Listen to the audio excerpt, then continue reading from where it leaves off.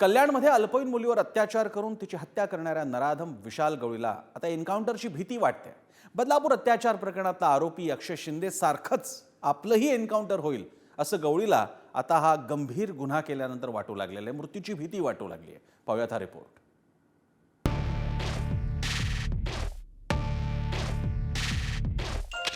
हाच तो नराधम विशाल गवळी कल्याणमध्ये अल्पवयीन मुलीवर लैंगिक अत्याचार करून तिची निर्घृण हत्या करणारा क्रूरकर्मा नराधम विशाल आणि या दुष्कृत्यात त्याला साथ देणारी त्याची तिसरी पत्नी साक्षी गवळी हिला गुरुवारी कल्याण कोर्टात हजर करण्यात आलं। यावेळी मयत मुलीचे आई वडील सुद्धा कोर्टामध्ये उपस्थित होते। पोलीस तपास सुरू असल्याने कोठडी वाढवण्याची मागणी सरकारी वकिलांनी केली, तर आरोपीला न्यायालयीन कोठडी देण्याची मागणी आरोपीच्या वकिलांनी केली। यावेळी आरोपीच्या वकिलांनी धक्कादायक दावाही केला।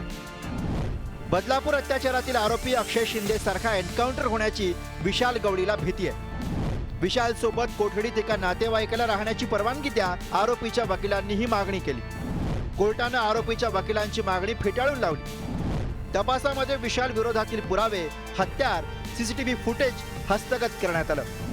गुन्ह्यात वापरलेल्या वाहनातील रिक्षा सुद्धा पोलिसांकडून जप्त करण्यात आली।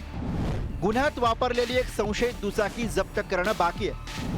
शेगावला जाताना गुन्ह्यात वापरलेला मोबाईल आणि सिम कार्ड कसारा घाटात फेकून देण्यात आलाय। नराधम विशालच्या मोबाईलचा शोध पोलिसांकडून घेतला जातोय। पोलीस कोठडी वाढवण्याची मागणी कोर्टाकडून मान्य करण्यात आली। त्यानुसार आता 4 जानेवारीपर्यंत विशाल गवळी आणि त्याच्या पत्नीला पोलीस कोठडीत राहावं लागणार आहे। आरोपीच्या वकिलांनी या ठिकाणी आता सर्व प्रकारचे तपास झालेले आहेत। आता कुठल्याही तपासाची गरज नाही म्हणून पोलीस कस्टडी न देता MCR करण्यात यावा अशी मागणी केली होती, परंतु मेहरबान कोर्टाने ते फेटाळत 2 दिवसाची अर्थात 4 तारखेपर्यंत PC या दोन्ही आरोपींना दिलेली आहे। आता 2 दिवसाची पोलीस कस्टडी संपल्यानंतर जर तपास पूर्ण झाला असेल तर कदाचित न्यायालय पोलीस कस्टडी न देता MCR देईल, परंतु त्याला सुटका होण्याची शक्यता अजिबात नाही।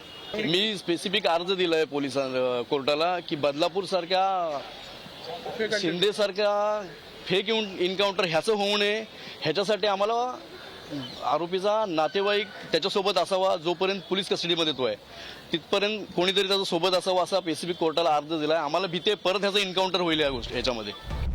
दरम्यान नराधम विशालला जेव्हा कोर्टात हजर केलं त्यावेळी कल्याणच्या नागरिकांनी मानवी साखळी करत कोर्टाबाहेर आंदोलन केलं। न्यायाधीशांनी आरोपीला फाशीची शिक्षा द्यावी या आशयाचे बॅनर सुद्धा या आंदोलनकर्त्यांच्या हातात होते। कोर्टाबाहेर कायदा आणि सुव्यवस्था, अनुचित प्रकार घडू नये यासाठी कोर्टाच्या परिसरात मोठा पोलीस बंदोबस्त तैनात करण्यात आला। विशालवर यापूर्वी सुद्धा 4 विनयभंगाचे गुन्हे दाखल आहेत। त्यावेळी त्याला जामीन कसा झाला याचीही चौकशी करण्यात येते। विशालला वाचवणाऱ्या दोषी पोलीस अधिकाऱ्यांवर सुद्धा कारवाई करण्याची ग्वाही पोलीस अधिकाऱ्यांनी दिली।